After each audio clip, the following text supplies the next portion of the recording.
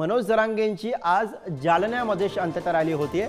जालन्याच्या क्रांती चौकामध्ये रॅलीचा समारोप होणार आहे। जरांगे पाटील यांच्या रॅलीच्या पार्श्वभूमीवरती वाहतुकीमध्ये बदल करण्यात आलेला आहे। जालना रोड पूर्णपणे बंद राहणार।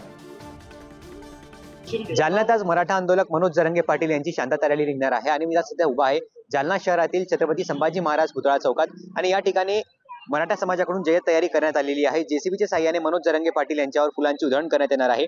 त्याचबरोबर जालना शहरात मनोज जरांगेंचं आगमन झाल्यानंतर ठिकठिकाणी त्यांचं जंगी स्वागत करण्यात येणार आहे। आपण या ठिकाणी पाहू शकतो जेसीबी देखील या ठिकाणी लावण्यात आलेले आहेत, ट्रेन लावण्यात आले आणि या माध्यमातून जरांगे पाटील यांच्यावर फुलांचा हार त्यांना घालण्यात येणार आहे। जय भीम सेनेचा आम्ही सुरुवातीपासून जाहीर पाठिंबा दिला आहे। आज आम्ही मराठा समाज आंबेडकरी समाजाच्या वतीने व जय भीम सेनेच्या वतीने आम्ही जवळपास 26,000 बिसलरी इथं पाण्याची सुविधा केली आहे। आपण बघितलं असेल की लाखोंच्या संख्येने त्या ठिकाणी समाज बांधव उपस्थित होते, महिला भगिनी उपस्थित होत्या।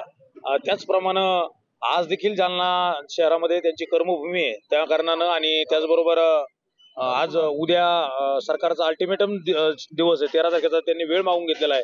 त्या अनुषंगानं या रॅलीला प्रचंड प्रमाणामध्ये महत्व आहे। मराठा आरक्षण जागृती रॅलीसाठी या ठिकाणी ज्या ज्या काही तयारी असतील त्या तयारी आम्ही त्या ठिकाणी केलेल्या आहेत।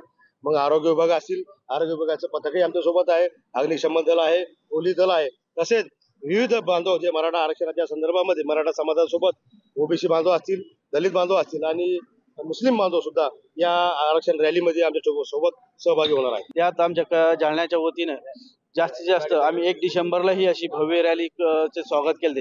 त्या करताना आज आमच्याकडे गावोगावी ट्रॅक्टरच्या रॅल्या निघून डीजे समोर ठेवून सर्वत्र अशी तयारी जंगी झाली आहे। एकूणच आजची जी शांतता रॅली आहे ही सरकारला एक अल्टिमेटम असणार आहे। त्याचबरोबर सरकारला एक उद्याच्या अल्टिमेटमच्या पार्श्वभूमीवर एक शक्ती प्रदर्शन म्हणून आजची रॅली निघणार आहे।